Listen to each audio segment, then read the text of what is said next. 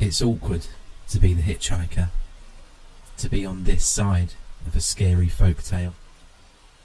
Let's not talk about how I got here. Not really important.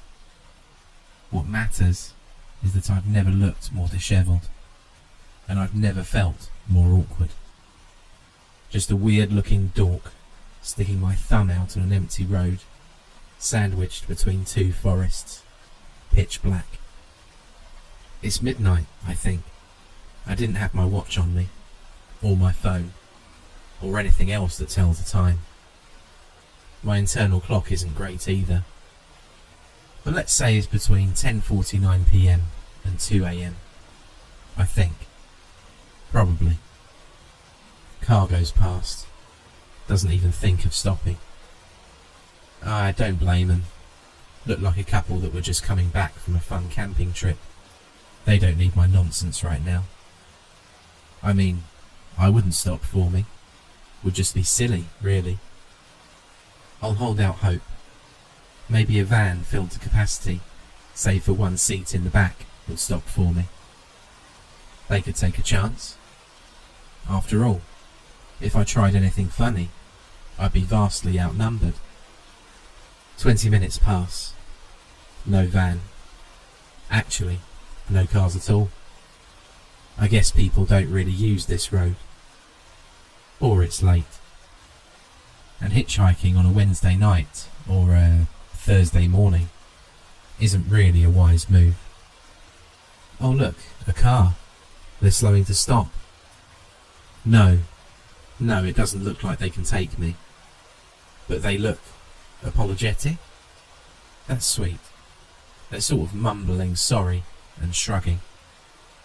But that's fine. I'm just glad you looked at me, really. I'm pacing.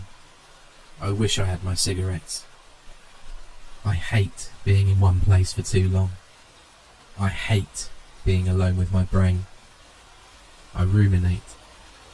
I hear sounds coming from the forest, and they creep me out. I think about worst-case scenarios all the time. You know how your brain can drum up something much scarier than anything real life can throw at you? Yeah. I just need to try to be present. Second thought, maybe I should just stay in my head. It's safer up here. The more mindful I get right now, the more it's clear I'm in the middle of the goddamn road with no hope of getting home. There's a feeling of tension in my chest. It's tight. It aches. I breathe into it. It'll dissipate. I've lived with anxiety long enough. I have my tools. Yes, I did in fact notice the car in front of me on the road, slowing to a stop. And no, I'm not going to get my hopes up. Damn. The driver looks professional. Like she actually has her life in order. Hun, don't do this. Statistically, this isn't a good move. The odds are not in your favour. She looks like she just straightened her hair. Like she's coming from some sort of tech conference. Business casual. You could put her in a brochure. Jesus, she looks my age. Don't do this. I could be a maniac. I can wait for the van. You look like you've had a rough night, she says. I keep my distance from her. Hey, look. Thanks for the kind gesture, but I'm actually kind of waiting for a car with more people in it. So it's less weird for everyone, I respond. She laughs. Get in. I'll be okay. If I'm being honest, I'm praying for another car to come by. Nope. I get in.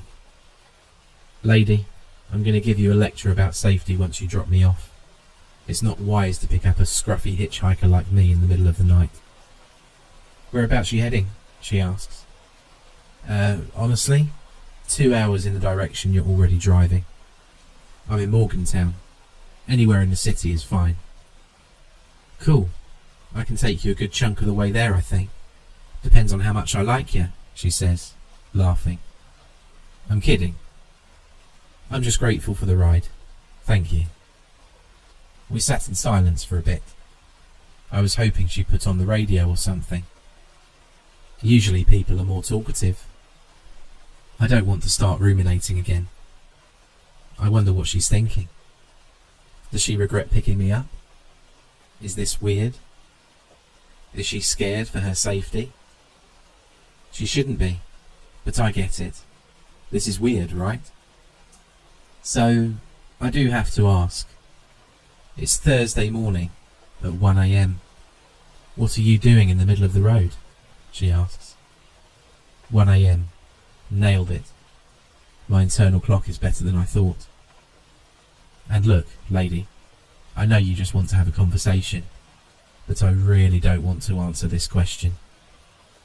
A retreat with my friends. We do it every year.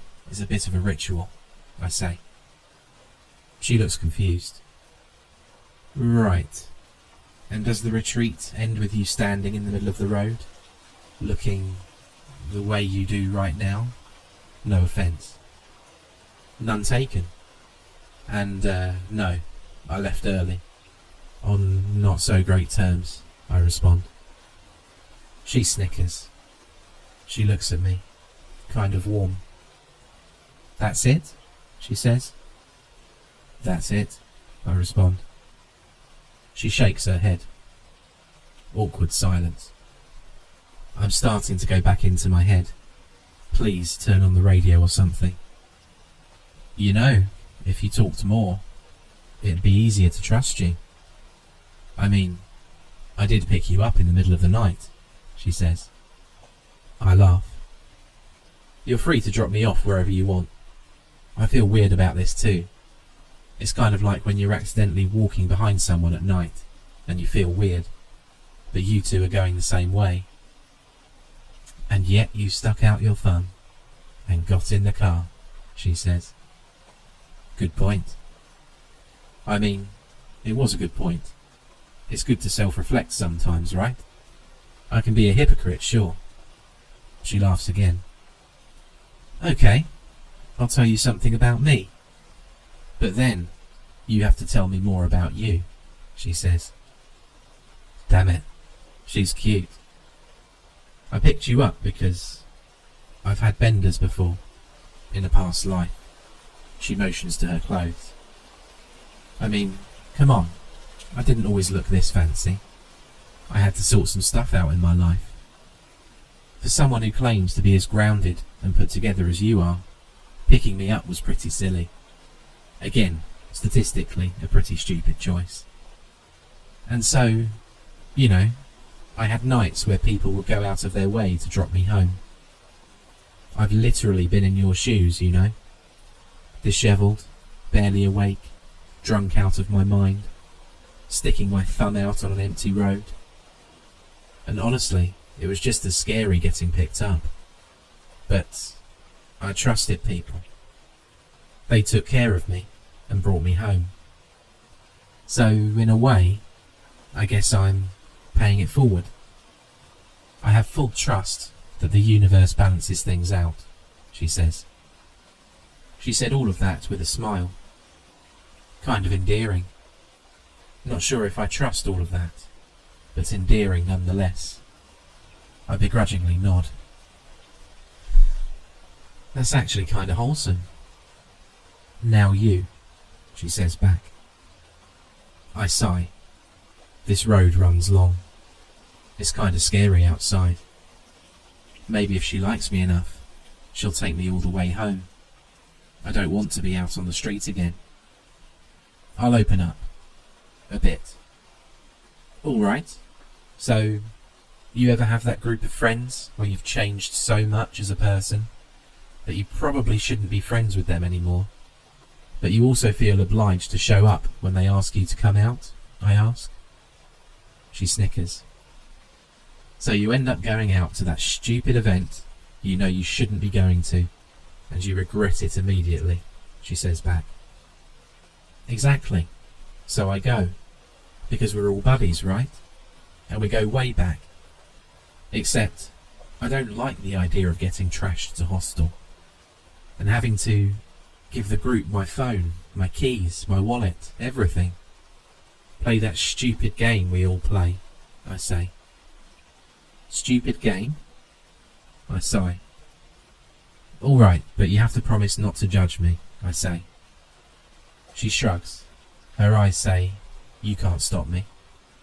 Fine. The game is basically that each of us has to hit the town and find a girl to bring back to our room. Anyone who doesn't succeed has to sleep outside without any of their belongings, I say, embarrassed. Wow, she says. You and your friends really are chauvinistic morons, aren't you? I make a face. Like I said, I really shouldn't be friends with them anymore. Come on, I'm kidding, she says. You shouldn't let your guard down too quickly. I haven't finished my story yet. I take a beat, then I continue. I came this time, but my terms were clear. I'll hang out, we can drink, and I'm happy to be a wingman to anyone playing that stupid game. But beyond that, I won't be participating. I want to stay at home, kick back and have a relaxing time. You didn't really think they'd let you not participate, did you? She says. I did, that's why I came. Really? She asks. Really, really? She shakes her head. Moron. You're almost getting too comfortable with me now, I say. Great diversion. But you didn't tell me the whole story, did you? She responds. You know, if I had a cigarette and a light, I'd be happy to go back onto the street. But I don't. All right, you win. Okay, well, they pulled their crap on me. I had a couple of drinks in me, and slowly those jerks grabbed my keys, my wallet, my phone, my damn smokes. Little by little, pricks. I'm getting heated. I'm scaring her, aren't I? By the time I knew the jig was up, they all got together to try to pick me up and throw me outside. You know, force me to play that dumb game with them. Force me to bring a girl back to our room. I'm rambling. Let's try to cool it. You lost your mind, didn't you? I lost my mind, I respond. I freaked out. I'm not usually an angry drunk, but something in me snapped this time. Mark grabbed me by the legs, and Francesco had my arms, and they were trying to drag me outside. They were laughing. So I started kicking and punching, hard. Once I got my footing, I was just straight up swinging at them, full force. I feel like I did some damage. Nothing like too severe, but, you know, Mark fell to the floor. I kept hitting him. Everyone eventually tore me off of him, but I was still, like, lashing out. Not physically anymore, but verbally. Like emotional abuse. It was weird. God damn it. I need to save this for therapy. Anyways. They just looked at me, mortified, like I was a freak or something. And so I walked out the front door, and here I am. It took me 15 minutes of walking to realise that I didn't have my phone, keys, wallet, cigarettes, anything. I wanted to go back inside to ask them for my stuff, but it just felt so weird, like something was stopping me. Just think it would have been so awkward, you know? To freak out, punch my friends, and then come back and say sorry. I know I'm rambling, by the way. I kind of get stuck in my head sometimes. Sorry. Really wish I had a cigarette right now, I say. Jesus, I can't even look at her. She's staring at me like I'm a goddamn moron. Keep your eyes on the road, please, man. Dude, you're a moron, she says. I know. What are you going to do about your stuff? She asks. I don't know. I'll just call them or something. Later, like in a few days, to apologise. I'll need to borrow someone's phone to do that, obviously. Or alternatively, I could bring you back to the hostel tonight. They'll let me come back in if I bring a lady, right? She stops the car. Damn. sorry. Stupid joke, I say. Awkward silence. She slowly starts driving again. You're not making this easy, she says. I know. The road stretches long. Are your friends smokers too? She asks. No, I respond. Just me. You sure about that? Why would they lift your cigarettes if they don't smoke? Just to, be dicks, I guess. They're just like that. Wow, this road is long. Guess I never really paid attention to roads before. That's kind of weird. Why is there an eye on the glove compartment box? Why is it blinking? What is that? I say, pointing. She giggles. Just decoration. You missed that when you got in? I'm out of it, I respond. Silence. You think your friends will forgive you? She asks me. I shrug. I mean, who knows? We were already drifting apart anyway. Maybe it's for the best if they don't forgive me. Right. And how does Riley feel about this? She asks. Huh. I talked about Riley? When did I mention him? Riley? I ask.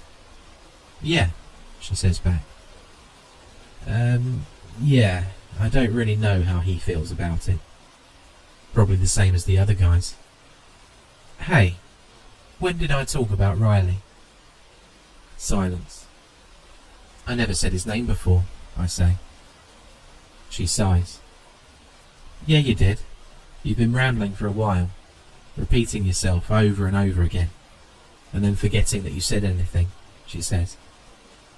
Damn. What? I look in front of me. The road stretches long. I look back. The road stretches long. Wow, how much did I drink? Am I screwed up? And seriously, why is there an eye on the glove compartment? And now you're spiraling. You're in your head, and it's going to be super quiet and awkward for another few minutes, she says back. Damn, keep it cool, dude. Clearly my hitchhiker etiquette needs some work. I'm being unseemly. Sorry, weird night. It's fine. Just take a chill pill, Michael. Breathe in. Relax. It's all good, she says. I never said my name before, I say. You are really forgetting stuff. No, I'm not actually.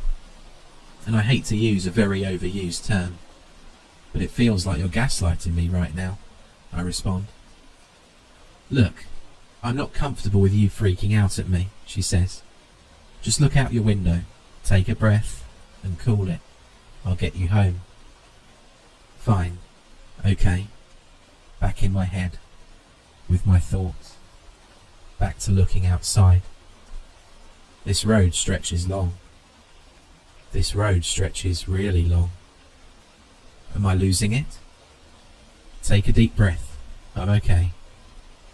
It's been quiet for a little bit. I think I can calm down. Yes, that damn eye's still there, but... You know, I think Mark smoked your cigarettes after you left, to calm down. Alright, she wants to break the tension by theorising about my friends. Screw it, I'm here for it. I think he smoked them indoors. A few of them. I think he tossed them, half smoked and still lit, into a large potted plant. I don't think he knew any better. I think they caught fire, she says. Wait, the road isn't narrow anymore. Why does it feel like we're driving on a large open field? What are you saying? I don't think your friends knew what to do. They were probably too screwed up. So the whole place was up in flames quickly. Really, really quickly. I think the fire got them. Eyes on the road. Stop looking at me while you're driving. Hey. She's smiling at me. Right at me. Deranged. I look away. I look in front of me. We're in the cosmos, but it's not inspiring. It looks like hell. Black holes all around us. Empty space. What the hell's happening? I don't want to look at her, but I can see her in my peripheral vision. She's still smiling at me. I look over just a little bit. Her smile and teeth are extending beyond her face. Her face is extending beyond her face. Her whole being is taking up more space.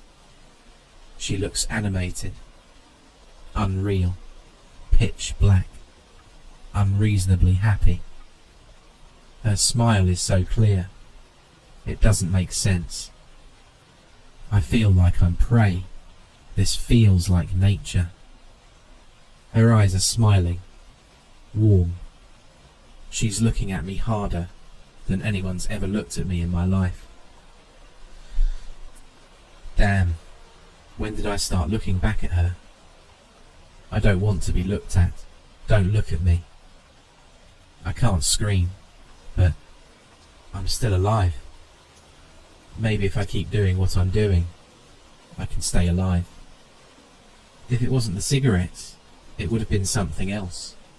You shouldn't blame yourself, she says. Did she always sound like this? I turn away from her. My eyes are back on the road. Sorry, on the cosmos.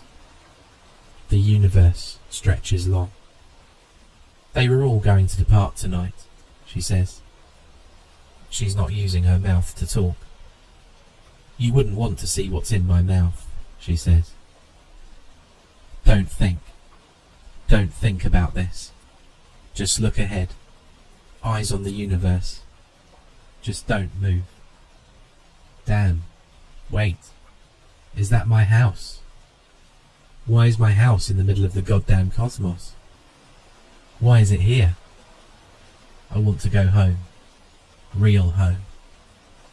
I can feel your muscles twitching in your arms and legs. I can smell your intestines. I don't know what to do. I need to stop thinking. It'll pass. One way or another, this'll end. You never eat carrots. Lying is a casual sport for you. You're happier than you pretend to be, she says. She's in front of me. She's splattered on the windshield.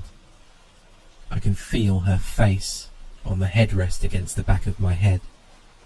She's speaking into me. You're trying not to think. Correct, man. I hope this godforsaken car crashes. No, you don't. You're hoping it'll all be okay. You're praying it'll all be okay. Stop thinking. Zen. Quiet. Breathe in and breathe out. She's still looking at me. Breathe in and breathe out. She's stretching into the cosmos. She's everywhere. In and out. It's okay. That's how anxiety is. It'll get worse before it gets better. Breathe in and out. She's in front of my face. She's even closer when I close my eyes. In and out. In and out. Breathe. Were you supposed to be there tonight too? She asks. Yes, I say in my head. Yes. And yet you weren't, she says. No. No, I wasn't. Do you deserve this exit? She asks. I don't know. It's coming up soon, she says. I know. I'll ask you again, she says. She pierces my hand and my shoulder. Did you change enough before tonight to deserve this exit? She asks. please end this. No, no I didn't. I think I'm a piece of crap. I think I deserve to die, I say back to her. She makes a right on the exit, and we drive out of the cosmos. Everything returns to form, like how it all should be. Trees, road, concrete, gravity, sky, and I'm home. That's it. I'm home. It's morning. The sun's coming up. Pardon the cliche, but I actually think I hear birds chirping. And she's business casual, professional, all put together. But I'm bleeding from my hand and my shoulder, and that eye on the glove compartment box is still there. We're parked on the street right in front of my house. Okay. I've always been particularly bad at saying goodbye to people who dropped me off. I open the car door and I trudge onto the sidewalk. I look back at her. I close the car door. A slow trickle of blood onto the sidewalk. A little bit on her car. Sorry about that. I should go inside and get myself cleaned up. Damn, no keys. We're looking at each other. You said some really mean stuff about yourself back there.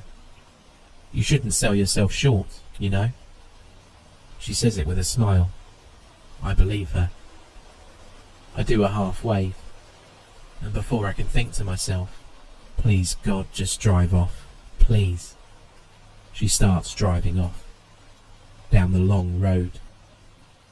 It stretches long, and long, and long, and long, and she's in view still, smaller and smaller, and then she's gone.